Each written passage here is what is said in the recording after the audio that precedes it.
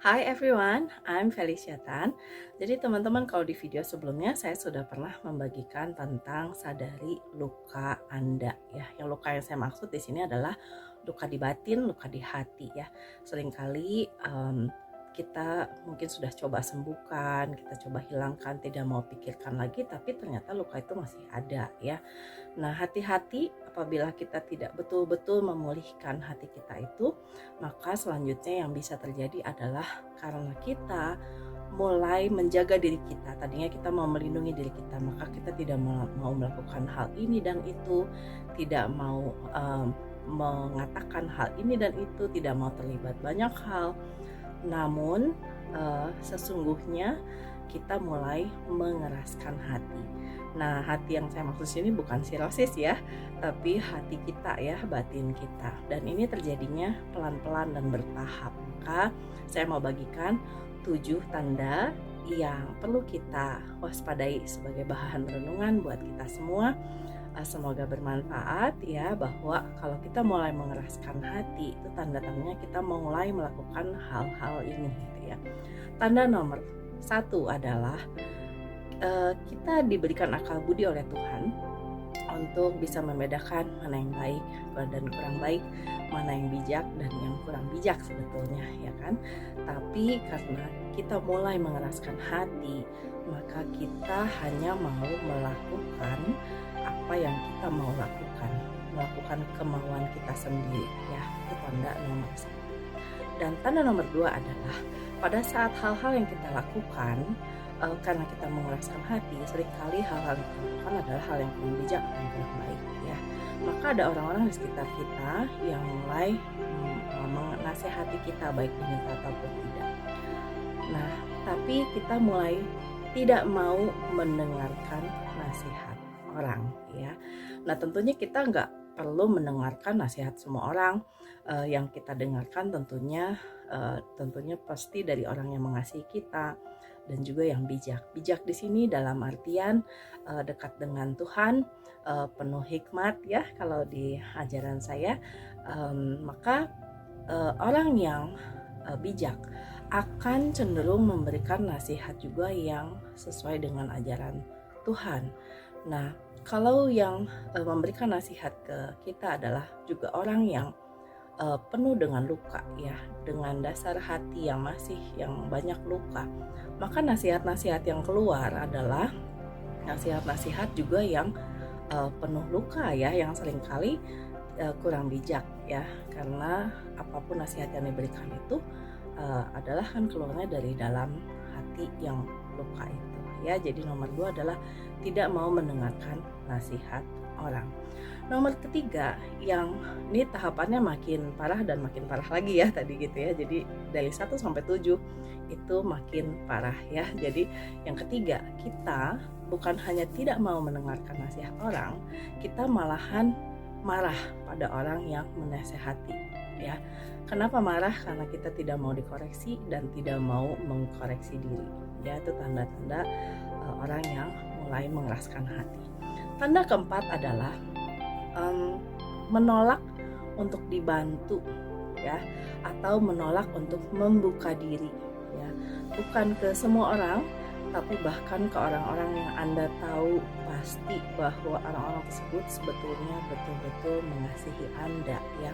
Selama ini mengasihi Anda dengan tulus, tapi Anda pun menutup diri gitu ya. Tentunya manusiawi bahwa pada saat kita berinteraksi dengan orang-orang yang mengeraskan hati, atau mungkin kita sendiri ya yang mengeraskan hati, banyak kata-kata yang terucap yang pada akhirnya mungkin kita menjadi kurang sabar gitu ya. Tapi di balik itu kita masih tetap harus lihat ya, bahwa orang-orang tersebut yang masih peduli pada kita itu adalah sebetulnya orang-orang yang mau membantu, yang tulus masih mau membantu.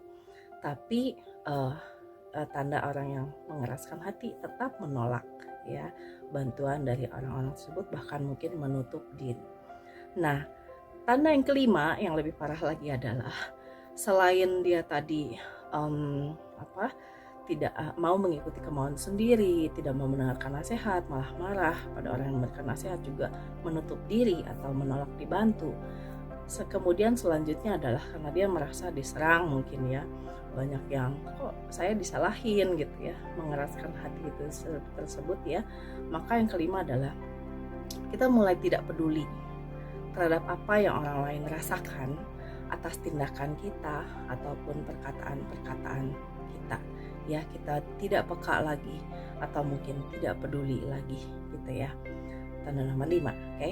Nah sekarang yang keenam adalah pada saat kita dalam keadaan seperti itu ya, tadinya luka dan makin mengeraskan hati, maka semakin sakit ya, semakin luka hatinya, semakin sakit yang dirasakan, dan kita juga mulai menolak untuk mengampuni dan memaafkan orang lain ya.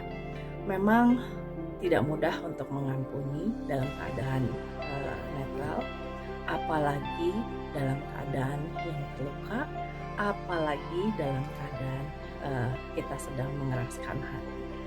Tapi apabila saya boleh sharing, apa yang bisa kita mulai pikirkan untuk renungkan adalah kita semua manusia yang tidak sempurna, tidak luput dari kesalahan. Kita pun pernah menyakiti orang lain, dan kita pun tentunya dari dalam hati ingin kita bisa dimaafkan atau diampuni oleh orang yang sudah kita sakiti, betul? Jadi kalau Anda sulit untuk mengampuni, cobalah untuk bisa lebih mengerti bahwa kita pun tidak sempurna dan pernah menyakiti orang lain. Ya, tanda ke-6 menolak, mengampuni dan memaafkan. Tanda ke-7 ini sudah yang paling final ya levelnya, bahwa karena kita sudah melakukan 6 hal itu tadi, maka kita sudah tidak takut lagi akan dosa, akan Tuhan mungkin ya, karena keras hati.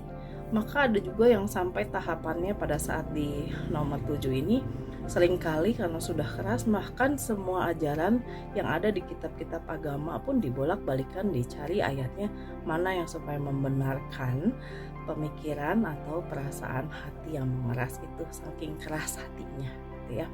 Nah itu aja yang saya mau bisa share hari ini. Semoga bermanfaat. Apabila ada di antara kita yang sudah memulai tanda-tandanya itu, bisa kita mulai merenung dan berefleksi dan mengkoreksi diri ya. I hope it inspires. Hi, I'm Felicia Tan. I'm a self-help, self-growth coach. Remember, transformation starts from within. See you.